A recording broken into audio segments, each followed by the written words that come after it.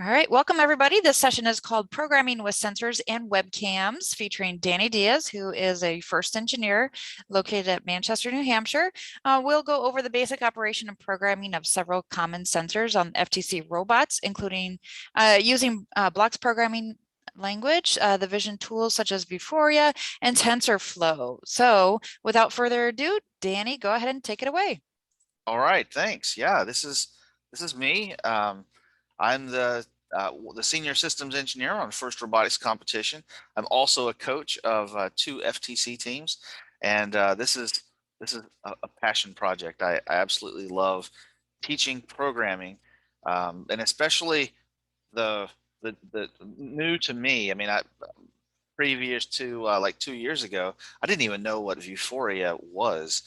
Now, unfortunately, or fortunately, I could spend hours talking about Euphoria and TensorFlow and programming all the different kinds of sensors. So what I'm doing here is I'm going to throw you some really high level stuff and then send you to the really low level, the step-by-step kind of tutorials that we have in order to teach you all the things that I just literally don't have time to cover here. And at any time you have a question or something you don't understand, or something doesn't jive, or maybe I say something that maybe isn't 100% accurate, jump in and let me know. Okay. Okay. So again, just like my previous presentation an hour ago, this target audience for this presentation is really, beginner coaches and mentors that you probably don't know, maybe you don't know what an encoder is. Maybe you do, maybe you don't. Or people who need a refresher on how to potentially program with an encoder so that you don't blow your autonomous up. And then, you really need to have at least a basic level of knowledge of electronics and what a sensor is. I'll tell you all the different types of sensors, but you need to know what a sensor is. And then programming logic. I do expect you to, I'm not going to teach programming here, but I do expect sort of the basic level of programming logic. And in this presentation, we're going to talk about the control hub. We're going to talk about the robot configuration. And that's like the robot config, where you got your IO mapping, where you add sensors, or you add motors, or you add servos, or all the different things there. We're going to be doing everything here in block programming. I initially really wanted to dive into also like OpenCV, but there's no blocks interface for OpenCV.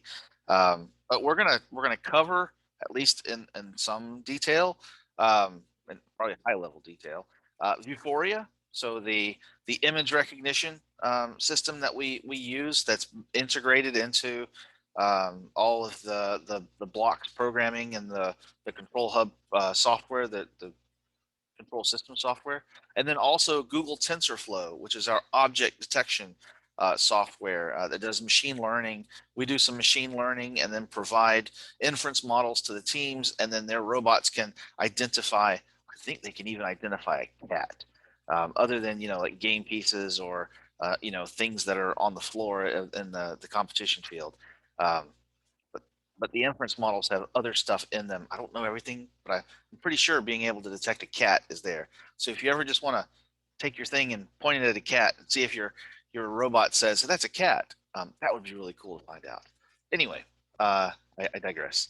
So just like I did in the previous presentation, I want to talk just really quick about the FTC control system and where this presentation kind of fits in with the FTC control system. All of the sensors that we're going to be talking about today, these are webcams, these are encoders, these are potentiometers, these are all the different types of color sensors, distance sensors. They're all going to be on the robot. There's literally nothing that we have available to us on the driver station software, specifically on the driver station software. Am I sharing my screen? Yeah, I am, right? Yes, you are. You're fine. Okay, thank you.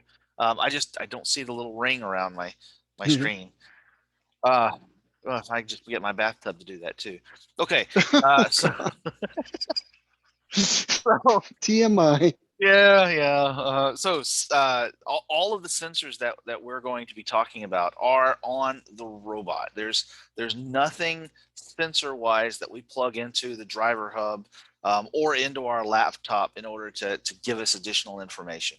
It's all control hub centric. Okay, so non-webcam robot sensors, there's multiple types of sensors and ways that you have to process the sensor information. Now I kind of broke it up into two like really high level categories, and these are sensors that have to be monitored or updated by hardware. And by hardware, I might mean this is extra hardware that's built into the sensor itself. So maybe there's something on the system, maybe there's multiple components to the same sensor that all work. You use sensor fusion. They all work together to give you, one master value or multiple values that you can use independently, but all of it comes together to give you some grand, glorious, just piece of information. Or something that only gives you updates. And if you miss an update, then you don't know where you're at anymore because you don't know where you started unless you keep track of it all. And so these are the sensors, like the encoders are one of those where most encoders only give you updates saying, hey, I've started to turn. And I've turned 1 degree. Hey, I turned another degree. Hey, I just turned another degree. If you don't have a system that can actually keep track of every time it says I have turned a degree, you're going to not know how many degrees you've actually turned, by the time you're done. So there's something that has to constantly be updated and take a look at that data. There's also an IMU, which we'll talk about here in just a little bit. But there's multiple things that are going on there that then come together and give you data that you can, really cool data that you can figure out what's going on. I can get location data with the IMU.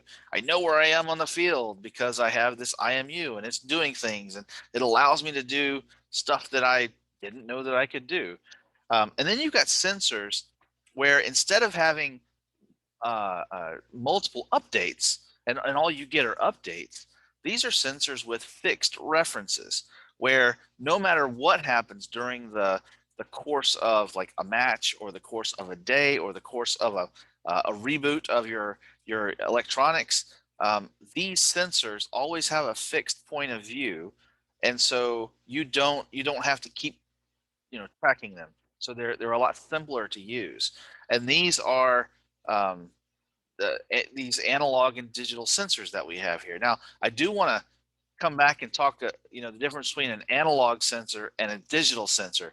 And the reason why I want to talk about it is because I have had a number of experiences with my middle school teams trying to help them understand the difference between an analog sensor and a digital sensor.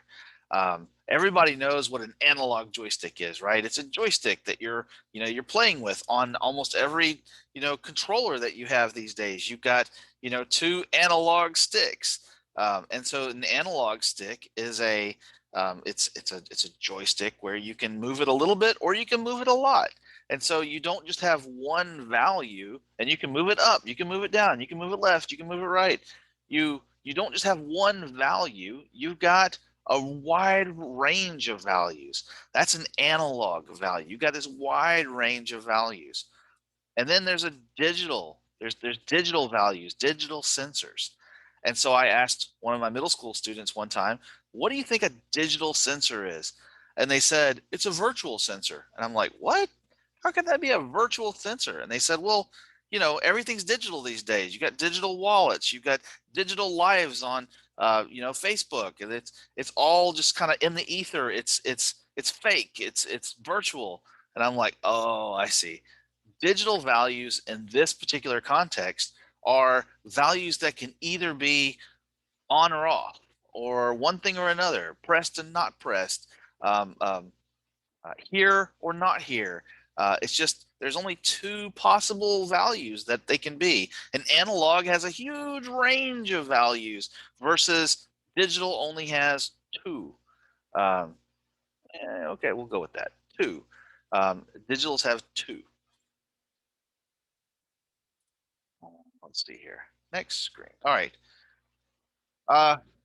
Now, when you're using these sensors, virtually every sensor that you have has to be added or configured in the robot configuration menu in the driver station software. So in the last presentation, there was a number of times where we had to go and look at documentation, and inside of some of that documentation was how we added a motor to the system. And in the documentation, it also talks about how to add a sensor to the robot configuration. The robot needs to know what's plugged into it, and not only what's plugged into it, but where it's plugged in. And so that's where the robot configuration comes into play. You can tell it that I have a touch sensor, and that's a digital sensor plugged into a digital port, and it's actually digital port 0. So we don't have to go through. Unfortunately, we can't query the digital ports and say, "Hey, what's there?" Kind of like we can with a USB plug. You can plug a device into your computer, and then your computer can say, "Hey, something got plugged in." And then it can ask it, "Hey, what are you?" And it says, "I'm a joystick." And it's like, "Cool, I know what you are, and I can now handle you and do things with you and talk to you in ways that that people have programmed me for." But unfortunately, with these robots, I can't do that, right? So you have to tell it what's actually plugged in. And so you do that through the robot configuration area. And so once you do that, once you tell the system what's there, then additional things open up in blocks. There's additional blocks that you have access to for analog input blocks or digital input blocks or touch sensor blocks or lots of different things that you have access to. Once you tell it that you have it, they show up. Except the IMU. The IMU is different. Every control hub has an IMU. So you don't actually have to do anything about it. It's there. It's already pre-configured. You don't have to worry. You can go in and take a look at it. You can see, hey, here's the configuration, and there's the IMU at device 0 on wherever I2C port 0, something. But there it is. The IMU is there. It's that one's the one you don't have to tell it that it's there. And virtually all of the interesting sensors, a lot of the interesting sensors have sample op modes. Remember we said an op mode is a blocks program, or really it's a control system, control hub. The program, right? An op mode is your operational mode, which is your program. There's so many op modes for the different sensors, but some of the op modes might be a little more involved than maybe could be necessary. Now, the people who made the op modes wanted to be able to provide you with the full range of everything that you do. When you're dealing with a color sensor, you may want to adjust the gain of the color sensor to deal with bright lights in the venue, so you can tune down the color sensor so that you can read, you can have the brightest brights and the darkest darks, and everything looks perfect before you get into competition. But 95% of the people don't need that. Also, the op modes, they try to do everything that the device can possibly do, right? You need to know what everything these devices can possibly do. Let's go back to the color sensor example. With the color sensor, you want to be able to detect all the possible colors that the color sensor can possibly provide. But you're probably only looking for like last year, you're looking for the orange blob, right? You're looking for the orange thing on the field. And so you probably only care about detecting the orange thing on the field. And so you only have to go after that orange colored thing, or, you're looking at something that's, 2 inches in front of you. Okay, then all you care about is the thing that's 2 inches in front of you. Um, so really, I recommend that you go through, the op modes, learn what the op modes are trying to do. They're very well documented. They're very well put together. Learn those op modes and just really understand the op modes. And then you can kind of decide for yourself what's important and what's not important. Question pop up there, Danny. Do you know if the Canadian simulator you directed us to previously had some programming for these that you're discussing right now for the sensors? Um, I believe there are sensor exercises. I'm like 95% sure. I'm pretty, because I went through and looked at it, and we can look at it before we finish up today here. Mhm. But I looked at it and said, hey, cool. I can read tape. I think I can read tape lines on the field. But I can't 100% remember, and I haven't covered that yet with my students, because I'm taking my students through that simulator, and I haven't covered that with my students. I've only gotten like the first 3 exercises so far, so I can't say with 100% certainty, but I was pretty certain that it had something like that in there. Very good. Thank you. Okay. Yep. Oh, do you suggest having students learning to program the sensors, use just the control hub connected to a sensor to see how it works? Absolutely. Yeah, totally. One of the really cool things is just to take a dumb basic op mode, and then literally the only thing that basic op mode does is send telemetry back to the driver station, the driver station software. And then you can see at the bottom of the screen, hey, the telemetry came back, and this color sensor is reading, color value 133. And oh, okay, so I'm getting these color values, and here's what the orange ring from last year was, and here's the red and blue rings from Ring It Up. I've still got some of those, and here's the yellow skystone stones, and just take a look, go through and see what kind of values come back from it. All your sensors learn, really just get a feel for what the sensors are sending back to you, and then as you write code to be able to kind of parse out what you don't care about it, then you can really understand and get a better feel for what the sensors are really doing. And that way, when your sensors do something weird in competition where you should have seen that, there's no reason why you shouldn't have seen that, maybe you've got an idea. Oh, there was a sunspot or what, I don't know, whatever, but it helps you understand that. So yes, I definitely recommend just playing with a new sensor. Absolutely. Just sending back telemetry, seeing what that sensor's doing. Okay. And I think that's actually right here. Lots of telemetry in an example op mode is great for debugging and learning what a sensor is doing. But your final code, you probably will strip out 95% of that telemetry data, because once you've got your, how your program works. Now, what I really recommend when you're doing blocks programming with literally anything, with it, you've got telemetry, don't just delete your telemetry. You can always right click on a block inside of the blocks interface and say disable block.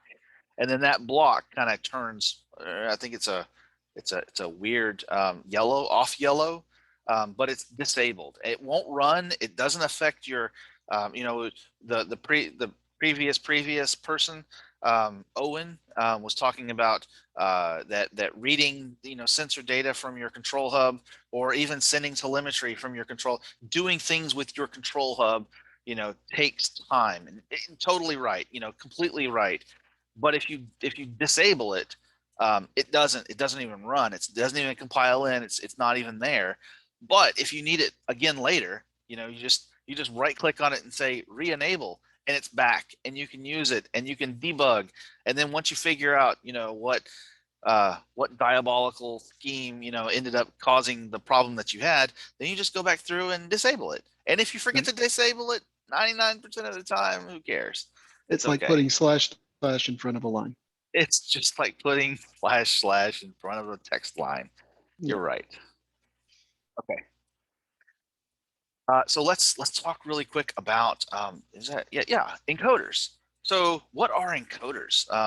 Probably the coolest thing that you're gonna work with sensors is encoders, and these are most of the encoders that you'll work with. Gosh, I hope so. Will be internal encoders. These are encoders that are built into like the Rev, hex motor. These are the encoders that are built into the Go Builda motors. Pretty much all of our good motors. The old Tetrix didn't have the encoders, but literally everything else has encoders inside of them. And the encoders help you, control an arm or drive, so far in front of you, or even rotate 45 degrees without using a gyroscope. You can do with encoders if if you calculated what that should do, and you pray that you don't have any wheel slippage, but you can still do it. Encoders measure rotation, usually in distinct increments. Now, there's two different kinds of encoders. There's an absolute encoder, and an absolute encoder knows at any point in time what angle it's actually looking at. It's kind of like the reverse of working with a servo. You can tell a servo, hey, servo, go to 45 degrees, and it'll go to 45 degrees. Or, hey, go to 90 degrees, it'll go to 90 degrees. With an absolute encoder, you can say, hey, motor, how many rotations have you turned all day? And it'll say, I've only turned 30 degrees, or a total of 30 degrees. It knows what that the fixed reference was, and that's like 0. Versus an incremental encoder, which is what the vast majority of the encoders that you'll use, they only send like a simple pulse. And so the hardware, that's the control hub or the expansion hub, have to keep track of all of that, and provide you with a count, the overall count of what's going on.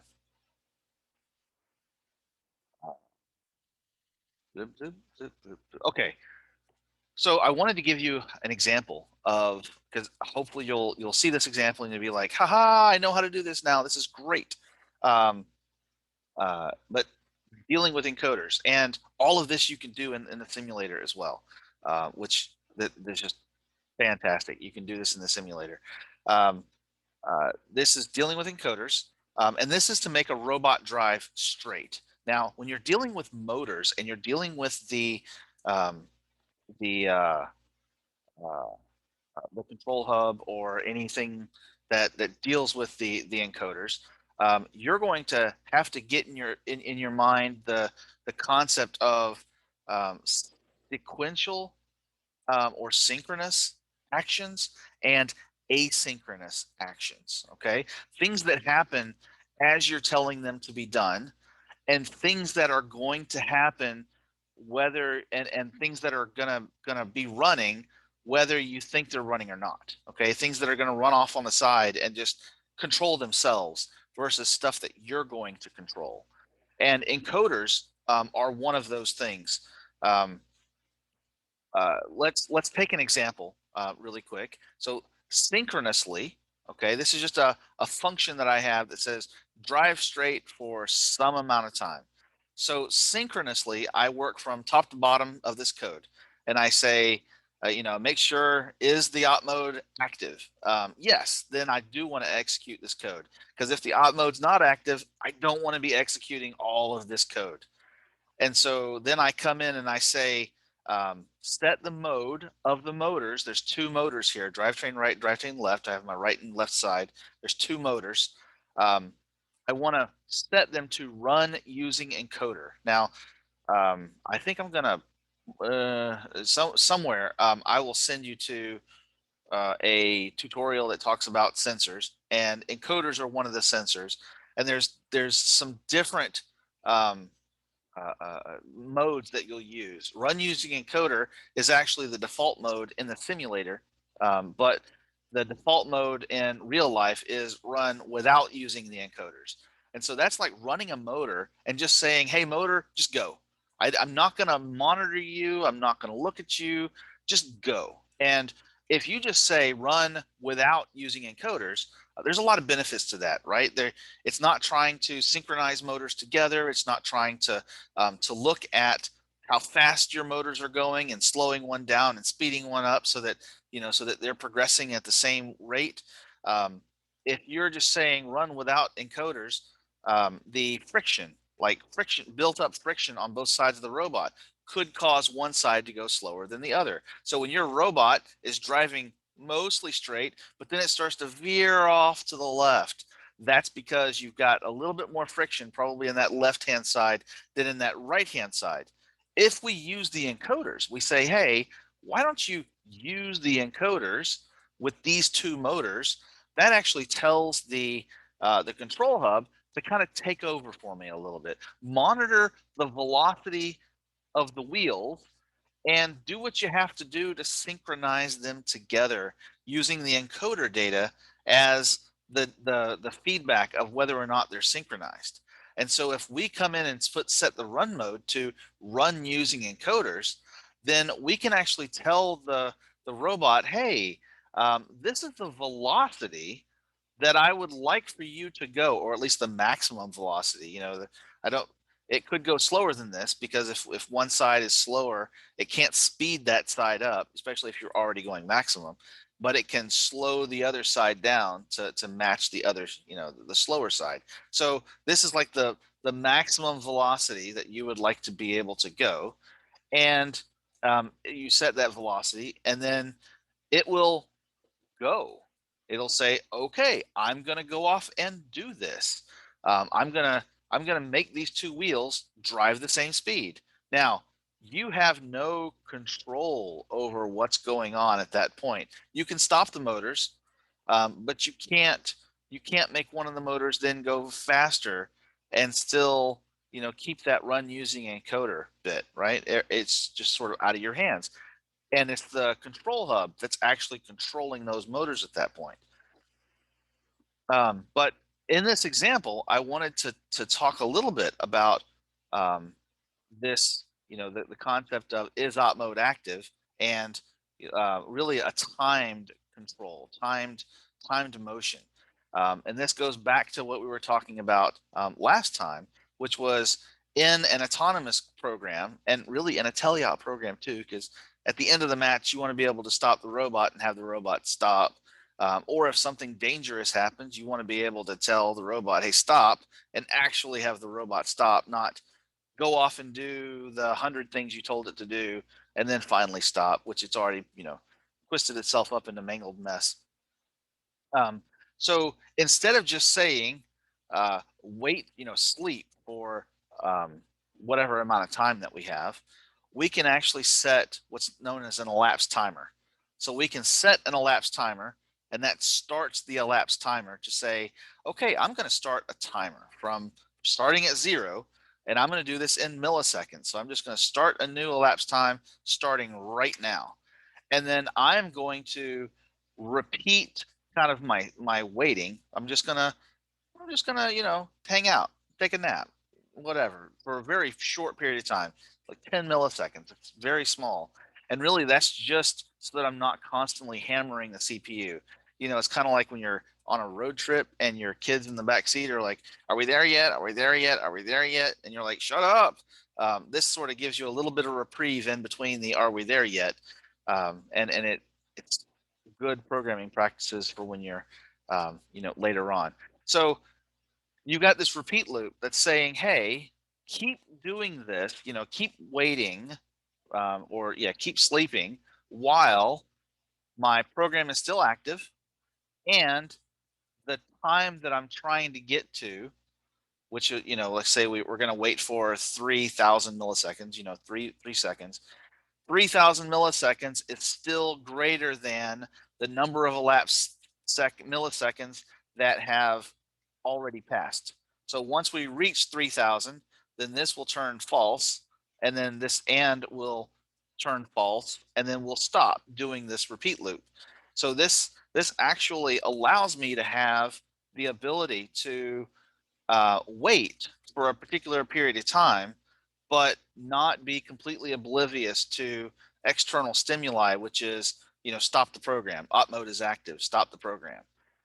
So I can continuously kind of poll whether or not the program's still running. So if I do hit that stop, I can actually make it stop and not wait the 3 seconds before it stops. Good programming practices there. You'll develop these over time. And then when I'm done, I stop the motors because I've gone the 3 seconds and I want to stop my motors. And so that's what this code does using encoders. It drives straight using this run using encoder, and then it waits a period of time using this elapsed timer, and then we can also check for op mode is active. It's a little bit more complicated in coding terms. I probably could have elapsed all of this stuff down to just a single sleep if that's what I wanted to do. That whole thing could have just been a single sleep, but it would have been dangerous to run. Okay, if in your code you collapse this whole thing down to a single sleep, I probably wouldn't hold you accountable for that. I wouldn't think anything wrong about you, but I would have asked you to, hey, start thinking about, how to put this in here in order to be a little safer. And then as your programming skills develop, then the ways that you think about your software and your code will also develop. Yeah, because if you told it to drive for 25 seconds and then 3 seconds into it, you press the stop button, it wouldn't stop.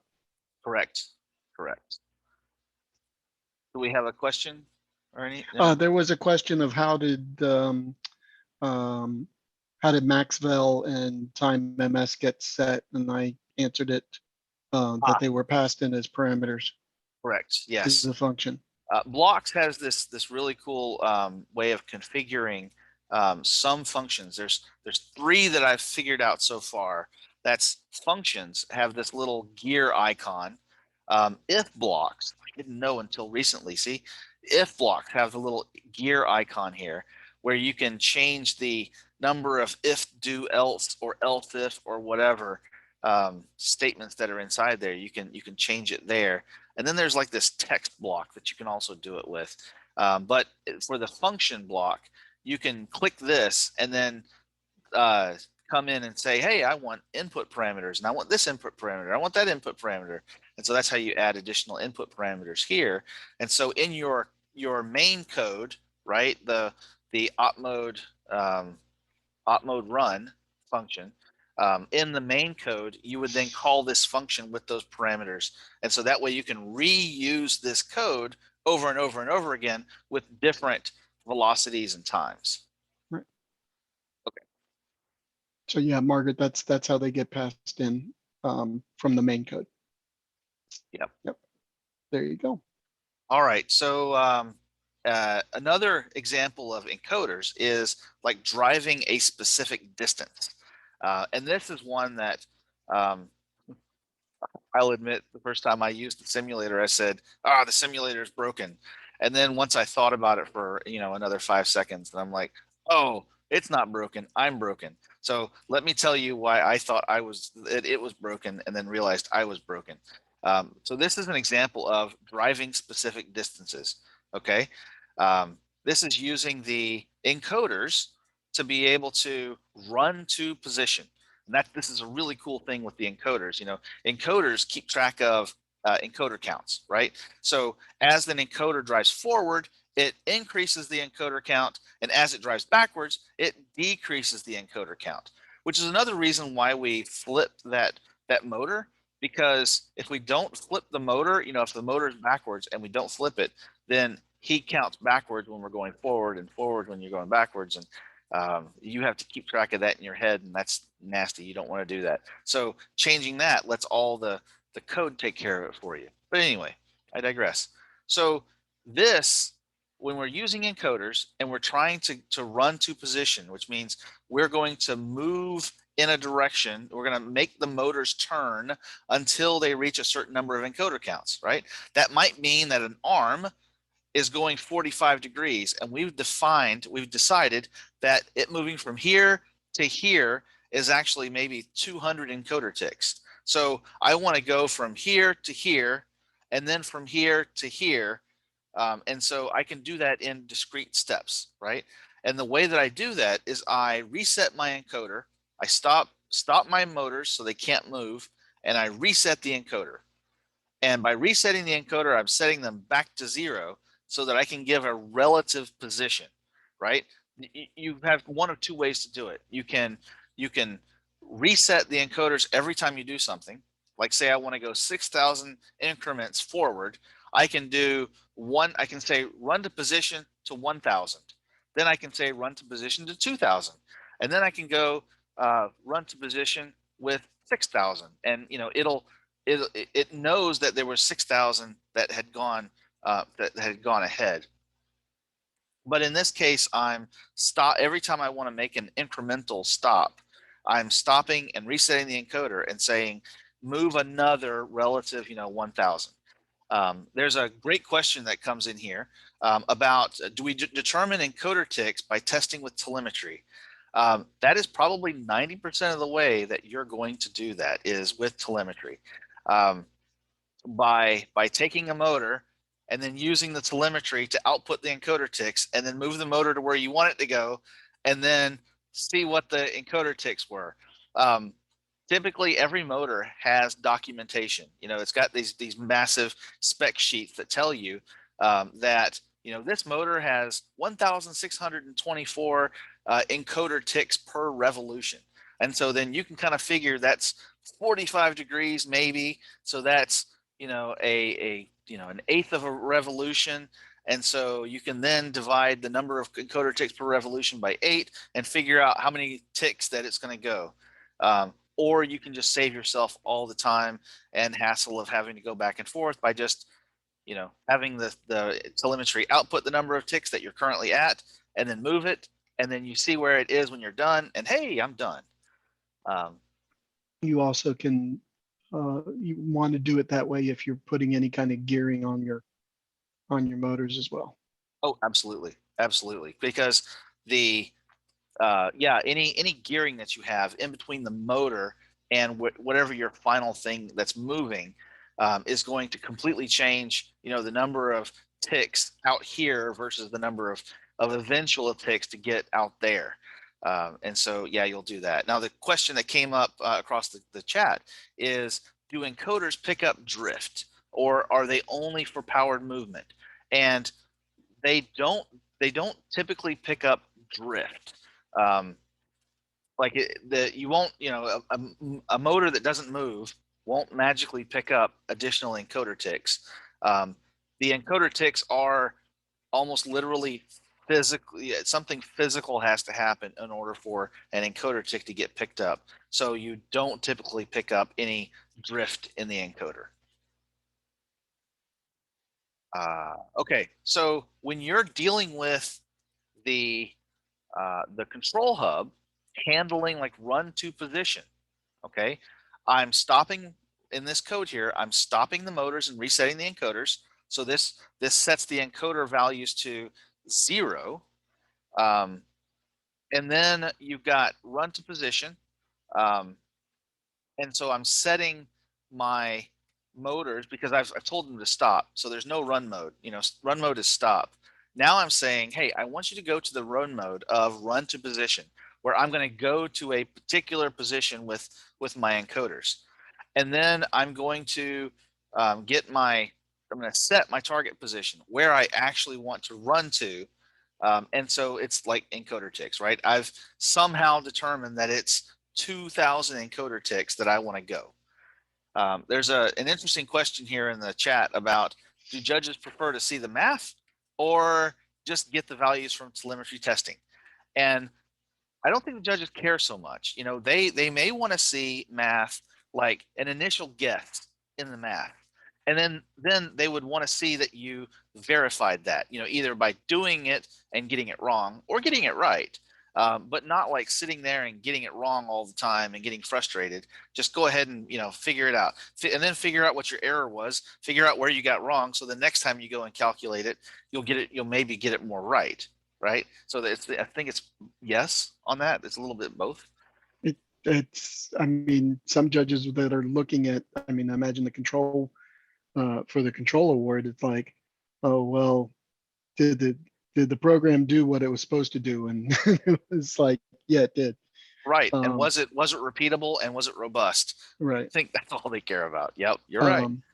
Why wouldn't you set the target position before you turned on run to position? Yeah. Because I don't know what happens in between telling the motor you're not doing anything and telling it you're going to run to a position. Like in my head, I don't know what's going to happen. Like I don't know, before I tell the motor that I'm going to run to a position, I wouldn't want to fill up a bunch of like telling it what I want it to do and then telling it I want to run to position, because I don't know if it's going to clear out all the stuff that I had previously told it to do. Right. I don't know. The documentation doesn't tell me. So I want to do this in a logical step, right? You don't tell a little kid, hey, go over there to the corner store. Oh, you forgot. Go grab your bicycle and then fill it, pump up the air, and then go across the street and get some money from Mrs. Johnson, and then do what I just told you to do, right? You logically are thinking, reset the encoder, tell it you're going to go run the position, and then set the position you want to go to. Right. At least for me, that makes the most sense. I mean, when you set the mode to run to position, doesn't that start the motor movement? No, that does not set the movement. To set the movement, because it doesn't know how fast you want to make the motors go. Okay. That was a good question, though. Yeah. When you say run to position, you don't know how fast you want the motors to go, and so it doesn't actually start the movement until you set the velocity, which is the maximum velocity that the motors are going to go. Gotcha. Thank you. Yeah. Good question. So I'm setting my encoder ticks, and then I'm setting my velocity, and then the robot's going to take off, right? But how do I know when it gets there? I can still do things in my code. This is where I thought the simulator was broken, because I didn't have any weight. I thought the simulator was broken because then I said, stop and reset the encoders and then run to another position. And it only seemed to do the last thing I told it to do. I'm like, what's going on here? And I forgot that when I tell it to go, then the control system, right? The control hub is choreographing this huge movement process, right? It's like telling some movers to go move the stuff out of my house, and then immediately trying to go and wash the dishes, right? You can't, you have to wait until the movers are done before you can wash your dishes. So I forgot that I have to tell the movers that, I have to wait for the movers to tell me that they're done. And so now I'm waiting for the movers to tell me they're done. So while I'm waiting, I want to make sure that nobody's stopping the program, because the control hub doesn't know that the program has been stopped. So I have to be able to say, hey, control hub, tell me if the program has stopped. And I also want to find out if the control hub is done. Now, the way that I know that the control hub might be done is by checking the is busy flag on the motors, because the motors will tell me that the control hub is still modifying them, is still controlling them. And so I will look at is busy or is busy. Okay, I want to make sure that at least one of them is still busy, and then I will keep waiting. Okay, I'll keep waiting until neither one of them are busy. So I'll use an or here in order to wait until they're both not busy, and then I'll stop waiting for this to finish, and then this repeat loop will finish. And by that point, everything should be finished, right? Well, maybe, as long as nobody said stop, right? So the motor still might be going because the control hub is still doing its thing. So just in case the program stopped, I'm going to go ahead and stop the motors right now. And so I stop the motors, And, you know, if the control hub's done, and I'm at my target location, stopping the motors, they're already stopped. There's no harm, right? No harm, no foul. But at least I definitely saved Manny's toes from being run over by the robot. Okay, how much time do I have left? 5 to 15 minutes. Oh, okay. 5 minutes, actually. Yeah, I have like 30 minutes of stuff to do. But anyway, this will go faster. I have less code. So Hey, can I ask you a question, Danny, before you move on? please do. That'd be great. Perfect. So, you know, we just got into using the encoders last year. So, you know, a lot of this could have been just the learning process, but we had a fairly overweight arm on our robot that we had a drive motor on. And, you know, we had the zero power behavior set to brake. And I asked that question about drift because when that arm would go down, it would drift 5 to 10 encoder ticks past where it was supposed to stop, right? Yeah. So a motor is not like a servo, right? Right. A servo, when you tell a servo go to 45 degrees, the servo actually monitors its output and it pushes it back to that 45 degrees. It will hold it up until the point where the servo gives out, right?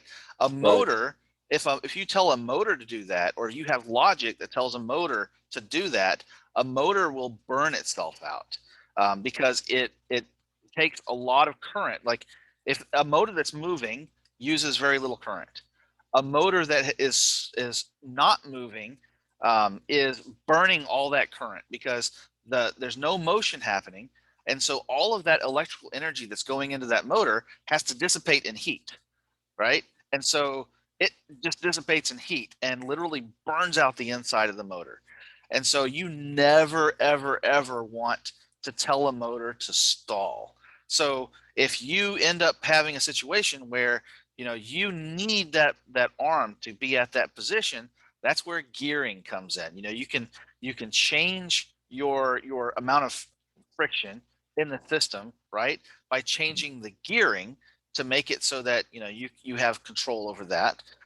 One of the things that I did last season at Coach Hat, right, is using a worm gear. And the worm gears, oh my God, they're the best thing ever. Tetrix sells a great worm gear. You can have anybody with a machine shop just put a slightly larger hole, and then you can use it for rev systems. But yeah, worm gears. They're anti-backdrive, so you can only drive them. They can't be driven. Fantastic. Hit me up later. I'll send you my my 3D printed files to be able to do all that. Okay, did that answer your question? Because I kind of cut you off. It did. I was just wondering if you had a coding solution to dealing with that little bit of drift.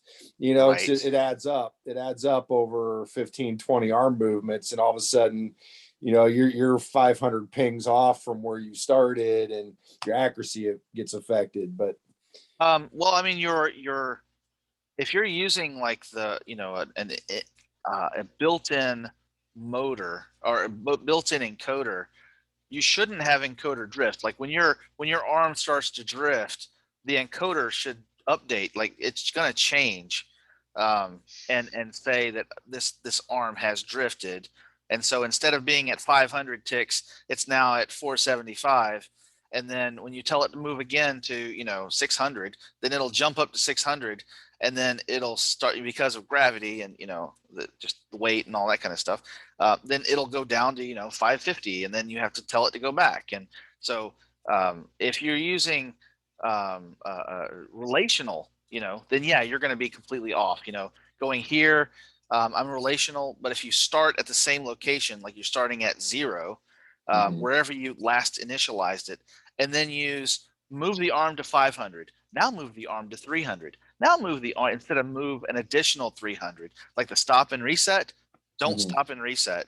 Just tell it to go to another location along that path, and it will always go to that location in that path.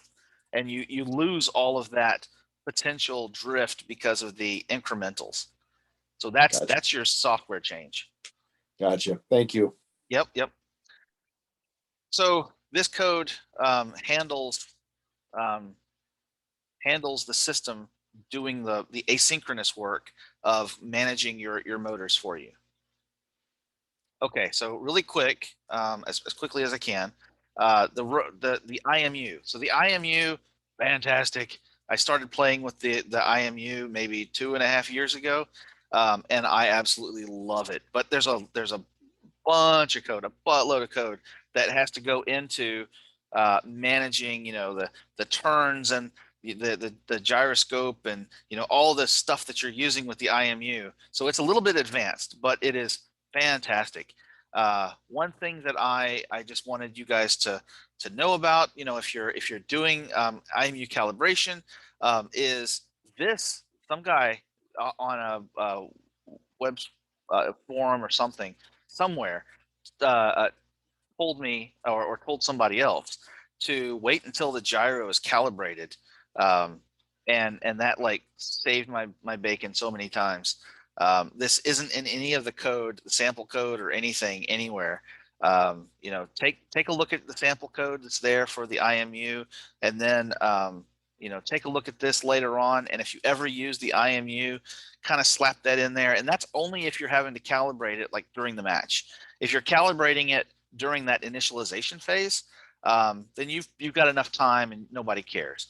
But sometimes it takes the gyro a few more seconds to calibrate.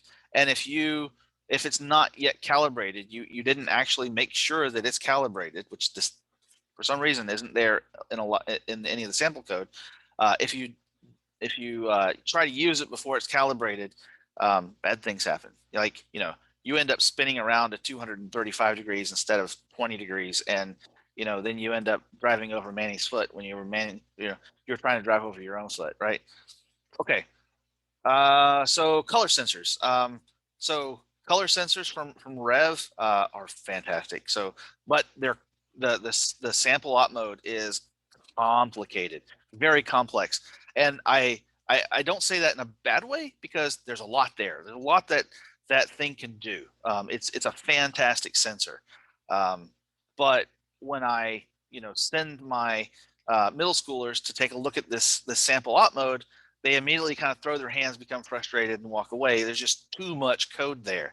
And so, try not to become overwhelmed by that code, because it's trying to look at, every possible single color value, and it's trying to look at hues and, all the stuff that it has to, all the calculations it has to do in order to calculate the actual color you're looking at based upon the component values that the sensor's getting. It just look at that and try to distill what you're getting. There's just a lot of code there. Don't become frustrated by that.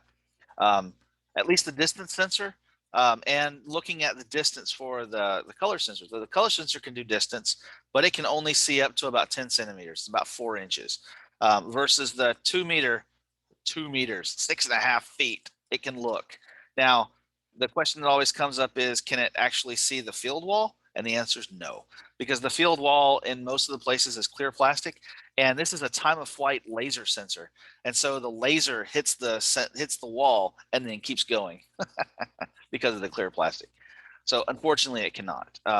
And the color sensor can sometimes look at the wall, depending on how scratched up the wall is, but it's using a reflective light as well, and a lot of times that reflective light goes right through the panel as well.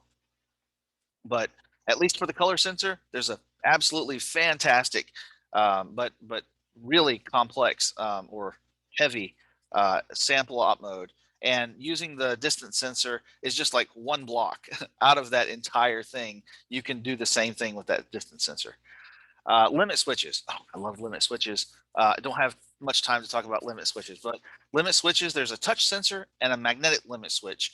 They are really the same thing, except one of them you're literally having to impact, and smack. And I hate that on a robot, because a lot of times your motor just, smacks onto it, especially a physical stop, physical contact. You end up damaging the thing that hits it, and then it starts bending, and then it doesn't hit it correctly anymore, and then it does something very bad and blows a motor, burns out a motor or whatever. I love magnetic limit switches. If you can get your hands on some magnetic limit switches, because you put the magnet on the thing that's moving, and then you put the sensor where that thing that's moving needs to go to. And as the magnet gets close to the sensor picks up the magnet and can stop it before it actually makes physical contact. Love magnetic limit switches, but very few people are using them. At least not enough, as far as I'm concerned, are using them. Webcams. Oh, geez, man, there's so much going on with webcams. But I will say that, 99% of what you're doing with blocks, you don't need a webcam. Did I say that? Yes, I did.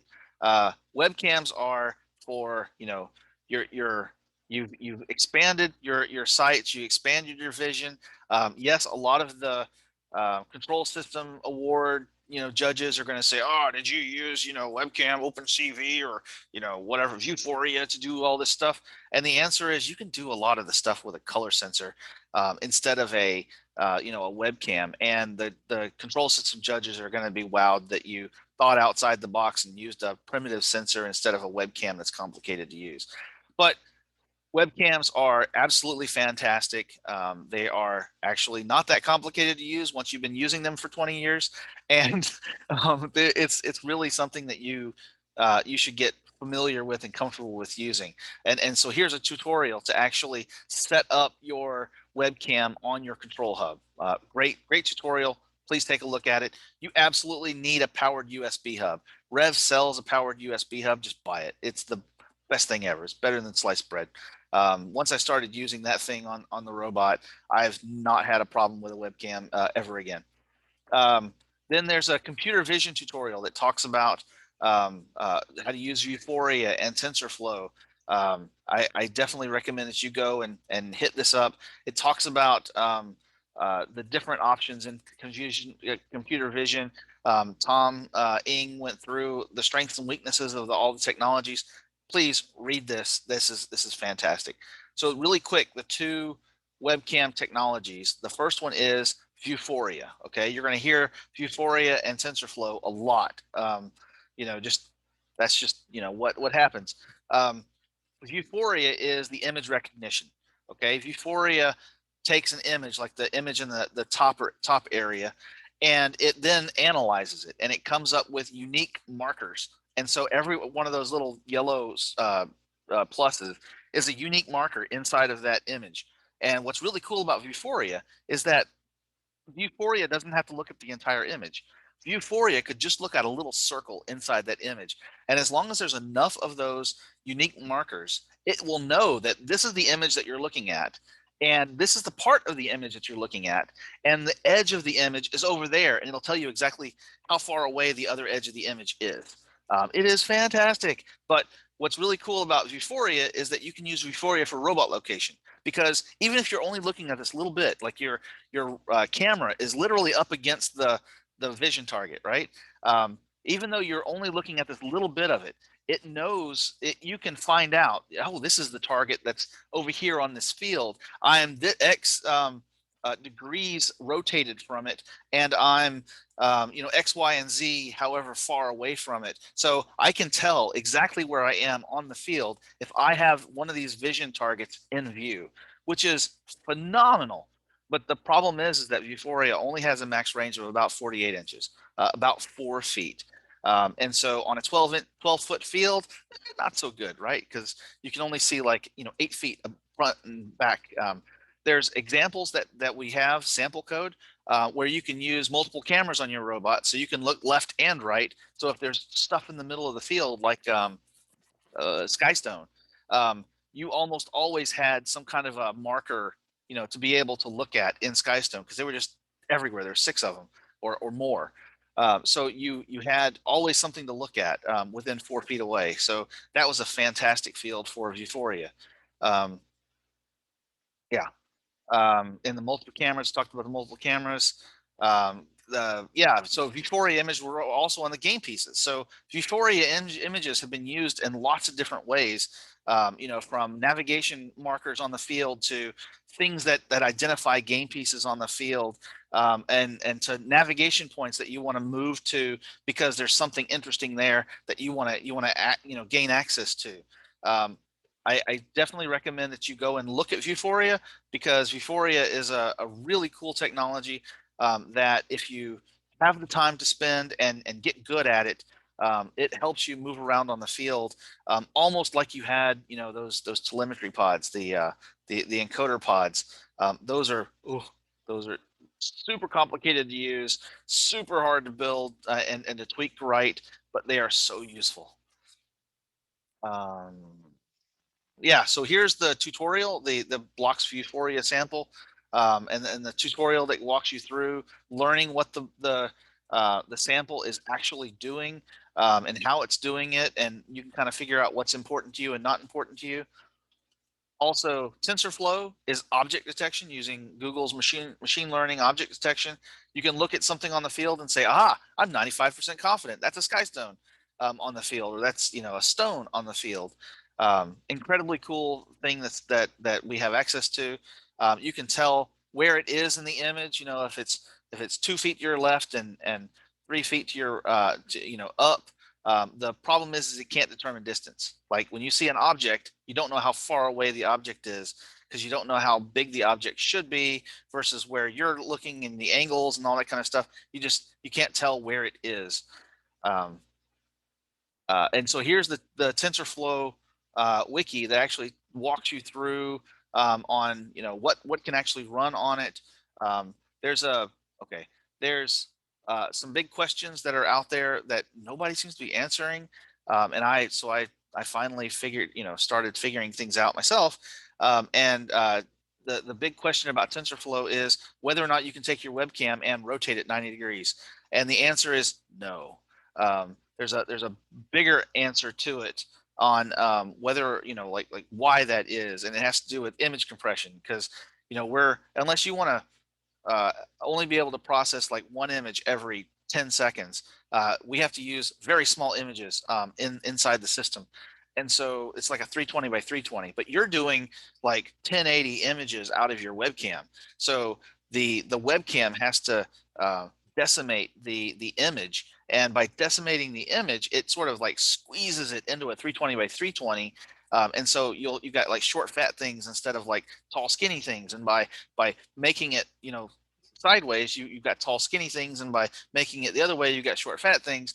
And short fat things and tall skinny things might look to you to be the same thing, but definitely not to TensorFlow.